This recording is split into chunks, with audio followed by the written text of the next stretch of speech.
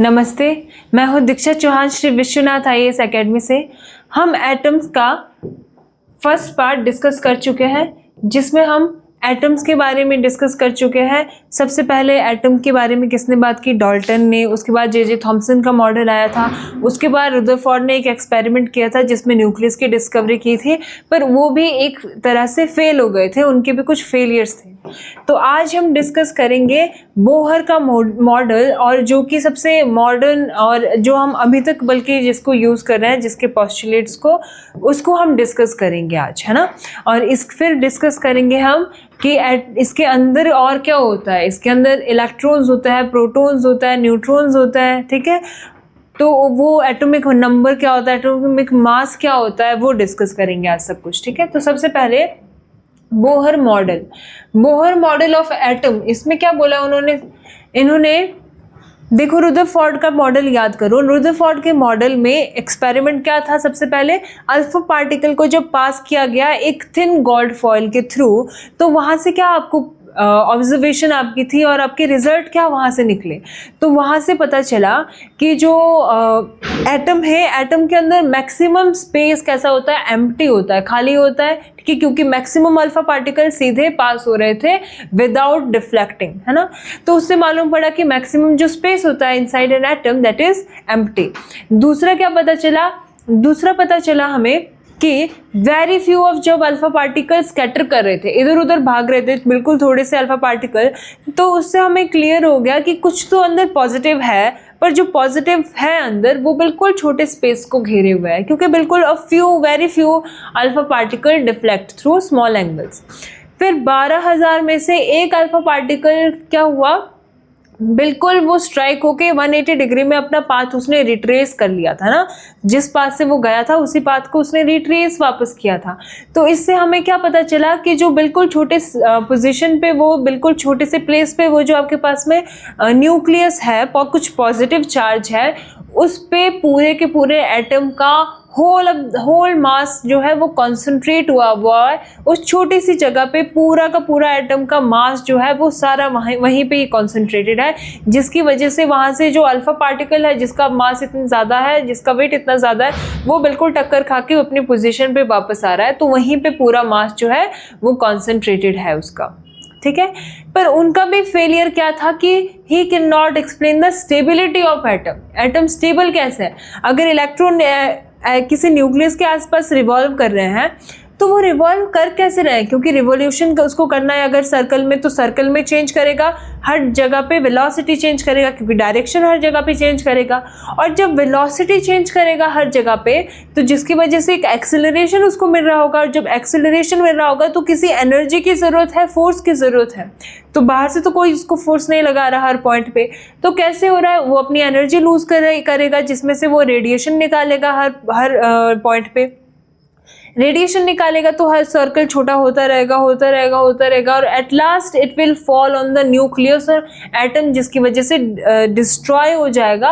पर ऐसा होता नहीं है एक्चुअल में ऑल मैटर्स आर स्टेबल। सारे मैटर जो है वो स्टेबल होता है। एटम मतलब स्टेबल होता है, और अगर एटम स्टेबल होता है तो वो स्टेबल है कैसे? ये फिनोमिनन क्यों नहीं हो रहा है, इसको एक्सप्लेन नहीं कर पाए थे। तो जो वो एक्सप्लेनेशन है वो दी आपको बोहर ने। नील बोहर ने क्या बोला? Propose that electron posses specific amount of energy. जो इलेक्ट्रॉन के अंदर क्या होती है? खुद की एक एनर्जी होती है, खुद की एनर्जी पोजेस करते हैं, जो उनको घूमने, न्यूक्लियस के आसपास घूमने के लिए अलाउ करते हैं, ताकि इलेक्ट्रॉन न्यूक्लियस के आसपास घूम सके। उनके पास अपनी एक एनर्जी होती है, ठीक है। और वो जिस लेवल में रह रहे हैं ना, इलेक्ट्रॉन जो होता है, अब ये नहीं बता पाए थे कि इलेक्ट्रॉन घूमते कहाँ है। रदरफोर्ड से जब पूछा गया तो उन्होंने बोला बस कि एक सर्कुलर ऑर्बिट होता है न्यूक्लियस के आसपास, उसमें घूमते हैं। पर वो एक स्पेसिफाई करके नहीं बता पाए कि वो सर्कुलर ऑर्बिट्स है कहाँ पे, किस तरह से उनकी पोजीशन है ना। तो इन्होंने बोला, वो बोहर ने, कि जो इलेक्ट्रॉन है that are confined to these energy levels. ये जो एनर्जी लेवल्स है, इन एनर्जी लेवल्स में ही इलेक्ट्रॉन घूमते हैं। ये बीच में न्यूक्लियस है, इसके आसपास ही इलेक्ट्रॉन ये इलेक्ट्रॉन लेवल्स है और इनमें ये इलेक्ट्रॉन जो है वो घूमेंगे इन लेवल्स में, और इनमें रिवॉल्व करते हुए इन ऑर्बिट्स की जो डिस्क्रीट ऑर्बिट्स होते हैं, electron do not radiate energy radiate नहीं करते हैं इलेक्ट्रॉन। क्यों? क्योंकि इनके पास ऑर्बिट में अपनी एनर्जी होती है, तो ये प्रोवाइड करते रहते हैं इलेक्ट्रॉन को घूमने के लिए सफिशिएंट एनर्जी। इनको किसी और एनर्जी की ज़रूरत नहीं होती है कहीं से, तो they do not radiate any energy, इसीलिए hence orbits are also known as stationary orbits में इनको बोलते हैं। इनकी पोजीशन यहीं पे ही है। इलेक्ट्रॉन ऊपर और नीचे जा सकते हैं शेल में, पर ये ऑर्बिट चेंज नहीं करेंगे। दे आर स्टेशनरी, एक ही जगह पे है, क्योंकि इनकी एक स्पेसिफिक एनर्जी है।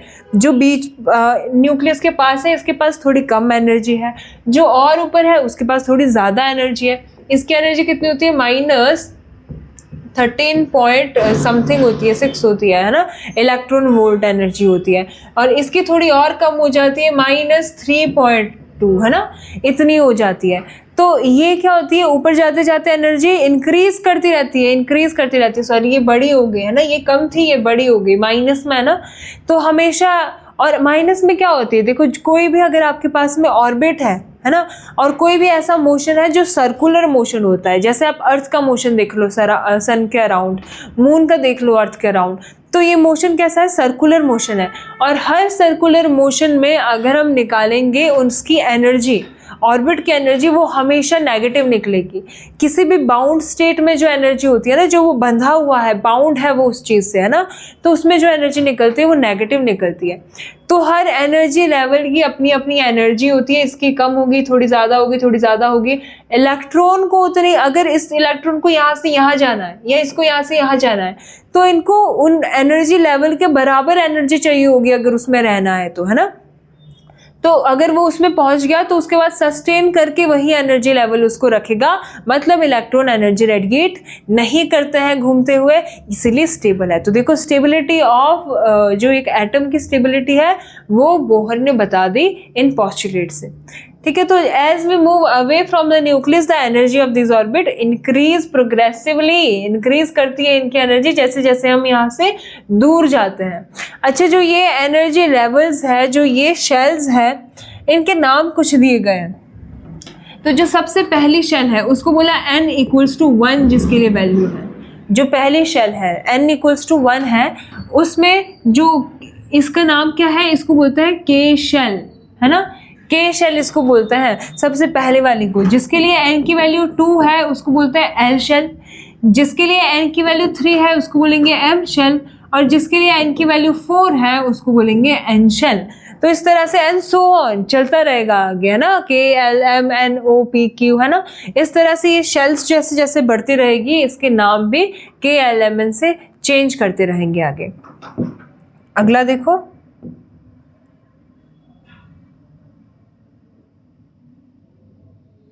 ये अगला है। अगले में क्या बोला?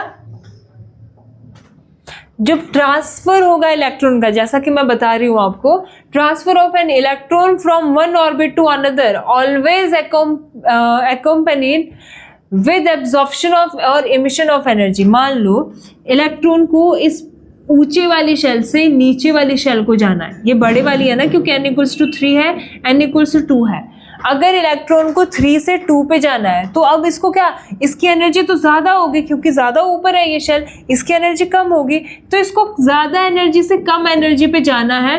तो अगर इसको यहाँ से यहाँ जाना है तो इसको कुछ एनर्जी लूज करनी पड़ेगी, बाहर छोड़नी पड़ेगी कुछ एनर्जी। मतलब जब हाई से लो में जाएगा तो यहाँ पे क्या होगा? इमिशन ऑफ एनर्जी होगा, इमिशन ऑफ एनर्जी को छोड़ेगा ये बाहर। अगर ये नीचे से ऊपर आएगा, इसको n = 2 से n = 3 पे अगर आना है ना, लो टू हाई जाना है अगर, तो ये एब्जॉर्ब करनी पड़ेगी इसको एनर्जी, क्योंकि यहाँ पे एनर्जी कम है, यहाँ पे एनर्जी ज़्यादा है, तो इसको यहाँ से यहाँ जाने के लिए ज़्यादा एनर्जी चाहिए पड़ेगी। तो यहाँ पे क्या होगा? यहाँ पे होगा एब्जॉर्प्शन ऑफ एनर्जी, है ना, एनर्जी का एब्जॉर्प्शन होगा यहाँ पे। तो दो तरीके की इन्होंने बोला कि दो चीज़ें होगी, या तो एब्जॉर्प्शन होगा या फिर इमिशन ऑफ एनर्जी होगा। तो इमिशन कब होगा? जब हाई टू लो जाएंगे, और जब लो टू हाई जाएंगे तो वहाँ पे होगा एब्जॉर्प्शन ऑफ एनर्जी, ठीक है। तो यही बोला है इसमें, ये भी बोहर ने आपको बताया। उसके बाद अगला है, हाँ, अब है डिस्ट्रीब्यूशन। इलेक्ट्रॉन को कैसे एक एटम के अंदर डिस्ट्रीब्यूट किया गया, पहली शेल में कितने आएंगे, दूसरी शेल में कितने आएंगे, है ना, ये डिस्ट्रीब्यूशन किस हिसाब से किया गया। तो मैक्सिमम नंबर जितने एक डिफरेंट शेल में आते हैं वो किस फॉर्मूला से निकाले आपने, वो निकाले 2n², ये फॉर्मूला है, इसको याद रखना, 2n² फॉर्मूला है, जिससे हम डिफरेंट शेल में कितने इलेक्ट्रॉन आएंगे उसका पता लगा सकते हैं। तो ऐसे ही सबसे पहले के शेल के लिए निकालें, के शेल में कितने इलेक्ट्रॉन आएंगे। के शेल के लिए n की वैल्यू क्या होती है, 1, पहली शेल है ना, उसी को के शेल बोला, तो 1 होती है। तो यहाँ पे क्या आएगा, 2 1 का स्क्वायर, है ना, n की जगह 1 रख दो, तो ये आएगा 2 1 का स्क्वायर 1, और ये आ जाएगा 2। ऐसे ही अगर मैं देखूँ L, जिसके लिए 2 की n की वैल्यू 2 हो जाएगी, L शेल के लिए n की वैल्यू 2 हो जाएगी, तो 2 का स्क्वायर 2 2 * 4, और ये आएंगे 8। मतलब पहले वाली शेल में ड्यूप्लेट आता है, मतलब 2 आता है, दूसरे वाली शेल में 8 आता है, फिर अगले शेल में अगर आप देखो ऐसे ही निकाल के, तो वहाँ पे n की वैल्यू 3 रख दो, 3 का स्क्वायर 3 3 * 9 9 2 * 18, तो 18 आएंगे अगली में, और उससे नेक्स्ट वाले में 32 आएंगे, एंड सो ऑन। तो ये मैजिक नंबर भी इसको बोलते हैं, 2 8 18 32, है ना, इसको ध्यान रखना, पहले शेल में 2, फिर 8, फिर 18, फिर 32, है ना। इस तरह से इलेक्ट्रॉन जो है वो एकोमोडेट करते हैं डिफरेंट शेल को, ठीक है। तो क्या बोला फिर अगला देखो, मैक्सिमम नंबर ऑफ इलेक्ट्रॉन जो रहते हैं, जो एकोमोडेट कर सकते हैं in the outer most orbit is, सबसे बाहर वाले ऑर्बिट को जो एकोमोडेट कर सकते हैं, मैक्सिमम नंबर ऑफ एटम जो सबसे बाहर होंगे। ये कोई अगर आपके पास में एटम है जो सबसे बाहर हमेशा कितने होंगे इलेक्ट्रॉन, ऑक्टेट कंप्लीट करेंगे, मतलब 8 होने चाहिए, 1 2 3 4 5 6 7 8 इलेक्ट्रॉन होने चाहिए हमेशा आउटर मोस्ट वाले में। तो ये कितने करेंगे आउटर मोस्ट में, कैन अकोमोडेट 8, ऑक्टेट कंप्लीट करेंगे वो, ठीक है। अगला देखो, और क्या बोला नेक्स्ट में, ऑर्बिट जो होंगे उनको स्टेप वाइज मैनर में फिल किया जाएगा। मतलब इलेक्ट्रॉन को तब तक आप बाहर नहीं भर सकते जब तक अंदर वाली शेल कंप्लीटेड नहीं है। अगर इलेक्ट्रॉन्स आपके पास है, आपको दे दिए इलेक्ट्रॉन्स, आपको दे दिए 10 इलेक्ट्रॉन या 11, मान लो 11 किसका होता है, सोडियम का एटॉमिक नंबर, आपको 11 इलेक्ट्रॉन दे दिया और बोला कि फिल करो एक एटम के अंदर, तो तुम पहले अंदर वाली शेल में भरोगे, पहले वाली में कितने आते हैं, 2 आ गए अंदर, बचे 9, तो बाहर वाली में कितने आते हैं, 8, फिर सेकंड वाली में तो कितने भरोगे, 8 भरोगे, 1 2 3 4 5 6 7 8, है ना। तो ये क्या हो गया, 2 और 8 10 हो गए पूरे, 1 बचता है, तो अगली नेक्स्ट वाले में जाओगे, 1 फिल करोगे। तो जब एक स्टेप वाइज मैनर में शेल्स को फिल किया जाएगा, मतलब जब तक अंदर वाली शेल्स एम्प्टी है तब तक बाहर वाली शेल को नहीं भरा जाएगा। तो एक स्टेप वाइज मैनर होगा, अंदर से लेके बाहर तक शेल को फिल किया जाएगा, है ना। तो इस तरह से आप डिस्कस कर सकते हो डिस्ट्रीब्यूशन ऑफ इलेक्ट्रॉन क्या होता है एक एटम के अंदर में। अब अगला देखो, ऑक्टेट रूल। ऑक्टेट रूल क्या होता है, जैसा मैंने अभी बताया, ऑक्टेट रूल में होता है कि मैक्सिमम नंबर इलेक्ट्रॉन जो आउटर मोस्ट शेल में आने चाहिए वो कैसे होने चाहिए, electrically neutral chemically stable atom है 8 होते हैं हमेशा किसी भी एटम के आउटर मोस्ट शेल में, अगर वो इलेक्ट्रिकली न्यूट्रल है और कंप्लीटली फुल होना है अगर उसको, है ना, और स्टेबल होना है, क्योंकि जब कोई चीज़ फुल होगी तो तभी वो स्टेबल होगी ना, कि उसको कुछ नहीं चाहिए। और अगर मान लो उसके 8 नहीं है 7 है, तो वो हर जगह पे रिएक्ट करने दौड़ा रहेगा कि मुझे 1 इलेक्ट्रॉन और चाहिए, 1 इलेक्ट्रॉन और चाहिए, और ताकि वो स्टेबल हो जाए और शांत हो जाए, ठीक है। तो अगर इसके पास एक ज़्यादा है तो वो लूज़ करने के लिए उसको दौड़ेगा। तो हमेशा स्टेबिलिटी तभी आएगी अगर उसका ऑक्टेट पूरा होगा, मतलब आउटर मोस्ट में उसके पास 8 पूरे होंगे तभी, है ना। एक्सेप्शन क्या है, इफ एटम हैज ओनली 2, जैसे कि हीलियम है, अब 8 ही नहीं चाहिए सबको, हमने डिस्कस किया था पहले वाली शेल में 2 होने चाहिए, उसके बाद 8 होने चाहिए। तो एक्सेप्शन क्या है, अगर हम पहले उसकी बात करें, हाइड्रोजन और हीलियम की बात करें, हाइड्रोजन के पास 1 होता है, उसको 2 चाहिए, वो हमेशा एक और लेने के लिए, है ना, एक और इलेक्ट्रॉन को ऐड करने के लिए दौड़ा रहता है। तो वो हीलियम मतलब जैसे है, हीलियम क्या है, उसके पास तो 2 है पहले से, तो 2 है तो वो स्टेबल है फिर, है ना। तो जो ड्यूप्लेट होता है, या तो ऑक्टेट पूरा होना चाहिए, अगर ड्यूप्लेट है तो ड्यूप्लेट पूरा होना चाहिए, जैसे ओनली वन शेल अगर जिनके पास खाली एक ही शेल होगी वो क्या करेगा, खाली 2 इलेक्ट्रॉन को रखता है तो उसका डुप्लेट पूरा होना चाहिए। जैसे एग्जांपल दिया है हाइड्रोजन और हीलियम जो होता है सिर्फ 2 इलेक्ट्रॉन उनमें आ सकते हैं, मतलब उनका डुप्लेट ही पूरा हो सकता है। उसके बाद वालों को सबको 8 चाहिए होंगे, है ना। जैसे ये बोला है सबसे पहले हाइड्रोजन, तो ये न्यूक्लियस है उसका और उसके बाहर 1 इलेक्ट्रॉन है ना, 1 इलेक्ट्रॉन है। अब वैलेंसी क्या होती है ना, वैलेंसी यहीं पे देख लो। वैलेंसी क्या होती है, वैलेंसी होती है कि हमें कितने नंबर ऑफ इलेक्ट्रॉन लूज करने हैं या गेन करने हैं, किस लिए, टू फिल द ऑक्टेट और डुप्लेट। डुप्लेट और ऑक्टेट को फिल करने के लिए, मतलब एक एटम को स्टेबल होना है अगर, तो उसको कितने इलेक्ट्रॉन और लेने हैं या कितने इलेक्ट्रॉन और देने पड़ेंगे। जैसे हाइड्रोजन की बात कर लेते हैं, हाइड्रोजन के पास कितने इलेक्ट्रॉन है, 1 इलेक्ट्रॉन है। इसको कंप्लीट करने के लिए कितना चाहिए, 1 और चाहिए इसको, 1 और अगर इसको चाहिए तो इसकी वैलेंसी कितनी हो गई, 1, जितने उसको चाहिए है ना, तो 1 इसकी वैलेंसी हो गई। अगर हम हीलियम की बात करें, हीलियम के पास कितने हैं, 2 इलेक्ट्रॉन है, तो इसकी अब इसको कितने चाहिए, इसके पास तो कंप्लीट है, इलेक्ट्रॉनिक कॉन्फ़िगरेशन 2 है इसकी, तो इसके पास कंप्लीट है ना, डुप्लेट इसका कंप्लीट है, तो इसकी वैलेंसी कितनी हो गई, 0, क्योंकि इसको कुछ नहीं देना है ना कुछ इसको लेना है, ये स्टेबल है, वैलेंसी 0 हो गई। अगला लिथियम देखो, लिथियम के पास 3 है, तो ये 3 इसके पास 2 अंदर आ गए, डुप्लेट कंप्लीट हो गया, बाहर वाली शेल आएगी उसमें 1 आ गया।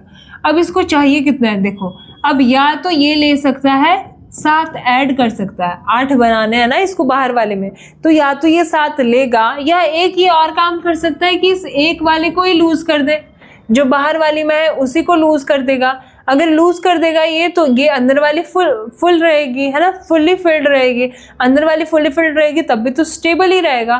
तो या तो ये 7 लेगा या 1 देगा। अब इजी क्या काम है, इसको 7 ऐड करना या एक बार देना, तो एक बार देना इसको इजी है, तो इसीलिए इसकी वैलेंसी क्या रहेगी, 1 रहेगी। अगर आप अगला देखोगे, ये आपने लिया हुआ है कार्बन, कार्बन के पास कितने होते हैं, 6, 2 अंदर 4 उसके बाहर, इलेक्ट्रॉनिक कॉन्फ़िगरेशन 2 और 4 है इसकी। अब इसको क्या करना है, इसको या तो 4 लेने हैं 8 बनाने के लिए, ये वाले 4 निकाल दे बाहर, बाहर वाले जो इसके पास 4 प्रेजेंट है इसको निकाल दो, या तो इसको हटा दो या 4 ऐड कर दो।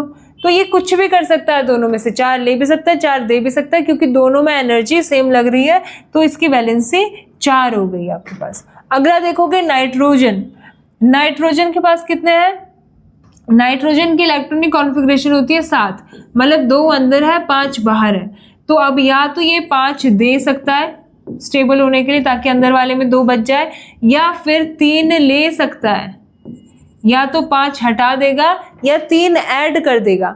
तो इसके लिए क्या इजी है, 3 लेना, किसी और से 3 लेना इजी है, तो इसकी वैलेंसी रहेगी 3। तो जो लेता है तो उसकी वैलेंसी नेगेटिव हो जाती है, ध्यान रखना, जो लेगा उसकी ये मैंने पहले भी आपको बताया, जो देता है वो कैसा होता है, वो धर्मात्मा होता है, तो पॉजिटिव इंसान है वो जो दे रहा है ना, तो उसकी वैलेंसी पॉजिटिव आएगी। जो नेगेटिव है, नेगेटिव कौन होगा, जो ले रहा है, सबसे ले रहा है बस उसका, है ना, दे किसी को नहीं रहा है। तो ये जो है नाइट्रोजन वो क्या कर रहा है, खाली ले रहा है 3 इलेक्ट्रॉन, तो -3 आई इसकी वैलेंसी। जो ये था लिथियम, ये दे रहा था तो इसकी पॉजिटिव में आएगी, जो ये 1 दे रहा था +1 आएगी इसकी वैलेंसी, है ना। तो वैलेंसी समझ आया, वैलेंसी क्या होता है, नंबर ऑफ इलेक्ट्रॉन गिवन और taken to make the octet या ड्यूप्लेट को फुल्ली फिल्ड करने के लिए, ठीक है, उसको बोलेंगे वैलेंसी। तो यही है यहाँ पे वैलेंसी जो हमने डिस्कस कर लिया। वैलेंसी क्या होगा, element represent combining capacity of the element, है ना, एलिमेंट किस कैपेसिटी से कंबाइन कर सकता है, और नंबर ऑफ इलेक्ट्रॉन लॉस्ट और गेन्ड, लॉस्ट कितने किए हैं और गेन कितने किए हैं और शेयर कितने किए हैं एटम ने किसी भी केमिकल कॉम्बिनेशन में, किसी भी केमिकल रिएक्शन में। अगर हमने यहाँ पे एग्जांपल लिया है ये, तो देखो सबसे बाहर वाले 1 है तो ये 1 दे देगा, और इसकी जो देगा उसकी वैलेंसी आएगी +1 इसकी वैलेंसी होगी, है ना। तो कितने नंबर ऑफ इलेक्ट्रॉन चाहिए या दिए हैं फुल्ली फिल्ड करने के लिए, ऑक्टेट को कंप्लीट करने के लिए, उसको बोला गया उसकी वैलेंसी, है ना। अब तो हमने और देखा, अगर एटम के अंदर झांक के, तो आपको न्यूक्लियस एटम के अंदर क्या मिला, न्यूक्लियस के अंदर क्या मिला, इलेक्ट्रॉन तो बाहर घूम रहे थे, न्यूक्लियस क्यों पॉजिटिव है अब, है ना। ये सोचा साइंटिस्ट ने कि अब चलो इलेक्ट्रॉन के पास नेगेटिव चार्ज है पर अंदर पॉजिटिव चार्ज है, तो सारा का सारा जितना अंदर पॉजिटिव है उतने ही इलेक्ट्रॉन नेगेटिव हो गए और एक एटम न्यूट्रल हो जाएगा। मतलब जैसे मान लो ये पॉजिटिव है, ये इलेक्ट्रॉन है। अगर मैं बात करूं कार्बन का एग्जाम्पल ले लेते हैं, तो कार्बन के पास 6 इलेक्ट्रॉन होते हैं, तो 1 2 3 4, 4 बाहर 2 अंदर, 6 हो गए पूरे। तो इसकी इलेक्ट्रॉनिक कॉन्फ़िगरेशन कितनी हुई, 2 और 4। अब इसके पास कितने प्रोटॉन है, अंदर क्या क्या होता है देखो, पॉजिटिव चार्ज। पॉजिटिव चार्ज क्या होता है, पॉजिटिव चार्ज होता है अंदर इसके और नेगेटिव होता है बाहर। तो इलेक्ट्रॉन इसके पास कितने हैं, 6। तो अगर 6 इलेक्ट्रॉन है तो 6 ही तो अंदर पॉजिटिव चार्ज भी होने चाहिए। हमें नहीं मालूम, चलो प्रोटॉन अभी छोड़ो कि प्रोटॉन नहीं मालूम, पर पॉजिटिव चार्ज कितना होना चाहिए, पॉजिटिव चार्ज भी तो 6 होना चाहिए, तभी तो ये कैसा है, न्यूट्रल है। सारा चार्ज मिला के अगर प्लस माइनस करोगे 0 आएगा, तभी तो कार्बन न्यूट्रल है ना। तो इसके जितना नेगेटिव चार्ज होगा उतना ही पॉजिटिव चार्ज होना चाहिए। अब पॉजिटिव चार्ज ये है किसकी वजह से, जब हमने इसको देखा तो ये किसकी वजह से था, प्रोटॉन की वजह से। अब देखते हैं सब एटॉमिक पार्टिकल जो होता है, एक एटम के अंदर कौन कौन से पार्टिकल रहता है। तो सबसे पहला है प्रोटॉन जो पॉजिटिव चार्ज का होगा, फिर होता है आपके पास न्यूट्रॉन्स, फिर होता है इलेक्ट्रॉन्स, है ना। इलेक्ट्रॉन्स के बारे में हम डिस्कस कर चुके हैं। तो प्रोटॉन और न्यूट्रॉन क्या होते हैं अब, है ना। तो सबसे पहले न्यूक्लियस देखो, न्यूक्लियस के अंदर क्या मिला आपको, न्यूक्लियस के ही अंदर मिले आपको प्रोटॉन और न्यूट्रॉन। तो ये क्या होगा, एटम का कोर होता है न्यूक्लियस, है ना। एटम के बिल्कुल बीच में जो न्यूक्लियस होता है और इसके अंदर प्रोटॉन और न्यूट्रॉन रहते हैं, है ना। इसके अंदर प्रोटॉन और न्यूट्रॉन रहता है, ये होता है न्यूक्लियस बिल्कुल जो बीच में होता है एटम के, और इसके अंदर प्रोटॉन और न्यूट्रॉन रहते हैं। प्रोटॉन जो होता है ये कैसा होता है, पॉजिटिवली चार्ज पार्टिकल होता है। न्यूट्रॉन जो होता है ये कैसा होता है, ये न्यूट्रल होता है, इस पे 0 चार्ज होता है, कोई भी चार्ज नहीं होता है इस पे, ठीक है। दूसरे अगर बात करेंगे, जो प्रोटॉन होता है इसका जो मास होता है कितना भारी होता है, अप्रॉक्सीमेटली 1 U के बराबर इसका मास होता है। न्यूट्रॉन का अगर मास देखोगे इसका भी 1 U, 1 एटॉमिक मास यूनिट मतलब उसके बराबर है। तो ये मास में सिमिलर होता है। न्यूट्रॉन हालांकि थोड़ा सा बड़ा होता है, मतलब कुछ पॉइंट के बाद 0.004 यहाँ पे वेरी कर जाता है ना, 0.004 बड़ा होता है इससे, तो बिल्कुल थोड़ा सा बड़ा होता है प्रोटॉन से न्यूट्रॉन। बाकी इनका मास लगभग सेम होता है, ये पॉजिटिवली चार्ज होता है, ये न्यूट्रल होता है, और दोनों के दोनों न्यूक्लियस के अंदर रहते हैं। और सारा का सारा जो मास होता है इनकी वजह से ही होता है किसी भी एटम के अंदर, है ना। क्योंकि बाहर जो इलेक्ट्रॉन है ये कैसा होता है, ये तो नेग्लिजिबल मास का होता है जो इलेक्ट्रॉन होता है, और इलेक्ट्रॉन पे नेगेटिव चार्ज होता है, ठीक है। तो अगला देखो,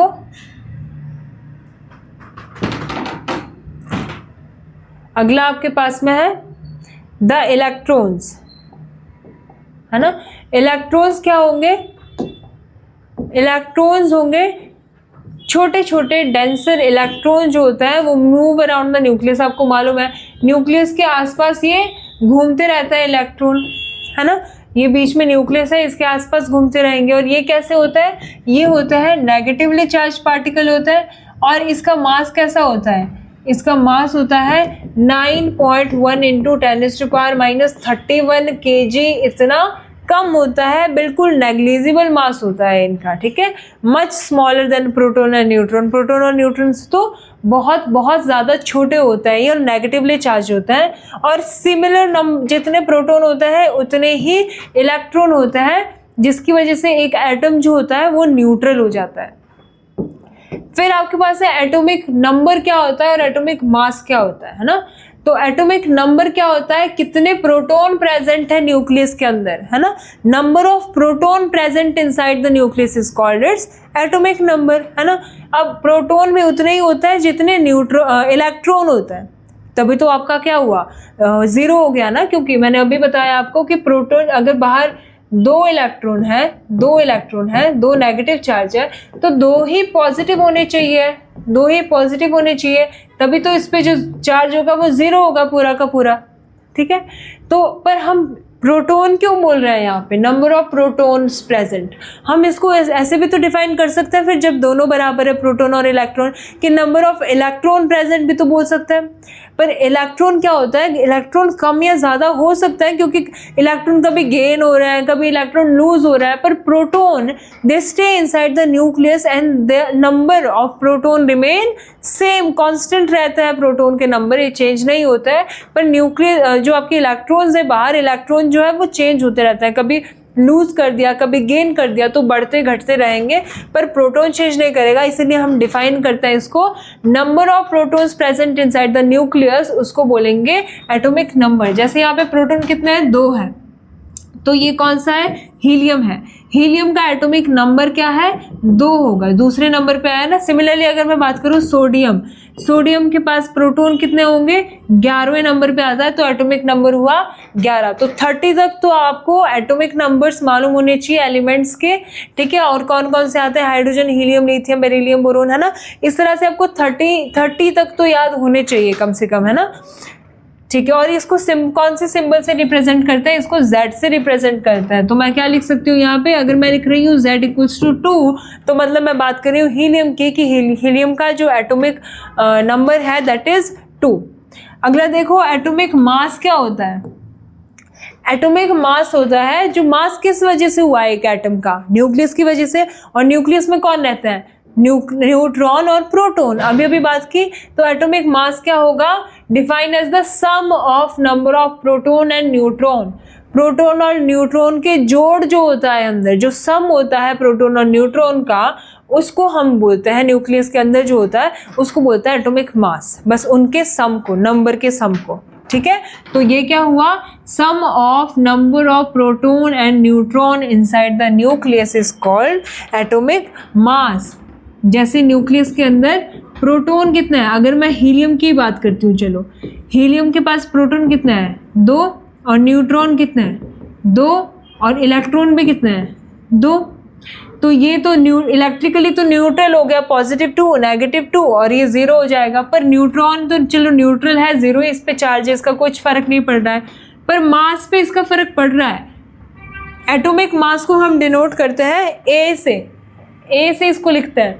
तो अगर मैं बोलूँ ए क्या होगा, atomic mass, number of proton and neutron, proton और न्यूट्रॉन के सम को हम बोलेंगे एटॉमिक मास। तो 2 अगर प्रोटॉन है और 2 ही न्यूट्रॉन होंगे, तो एटॉमिक मास कितना होगा, 4 एटॉमिक मास यूनिट होगा आपके पास में, एटॉमिक मास, है ना। तो एक हीलियम का कितना होता है एटॉमिक मास, 4 होता है। तो मैक्सिमम केसेस में वैसे ना डबल ही होता है। अगर एटॉमिक नंबर 2 है तो एटॉमिक मास 4 होगा, अगर कार्बन है 6 है तो 12 होगा। पर कहीं कहीं पे वेरी कर जाता है, बिकॉज नंबर ऑफ न्यूट्रॉन के जो नंबर होता है वो चेंज करते रहते हैं। तो अगर प्रोटॉन तो मान लो इलेक्ट्रॉन के बराबर ही होंगे, पर इलेक्ट्रॉन के बराबर न्यूट्रॉन नहीं होंगे ना। तो न्यूट्रॉन अगर वेरी करेगा तो उन दोनों का सम भी वेरी करेगा, तो 2 ऊपर नीचे हो जाता है कई बार। तो एटॉमिक मास वेरी कर जाता है, पर आपका जो एटॉमिक नंबर होता है वो तो नंबर ऑफ प्रोटॉन के ही बराबर होता है, ठीक है। तो बस ये था आज के लेक्चर में। कल हम बात करेंगे आइसोटोप्स, आइसोबार, आइसोटोन की, और डिस्कस करेंगे ढेर सारे क्वेश्चन जितने भी यहाँ से पूछे गए हैं। आज के लिए इतना ही। Thank you. जय हिंद,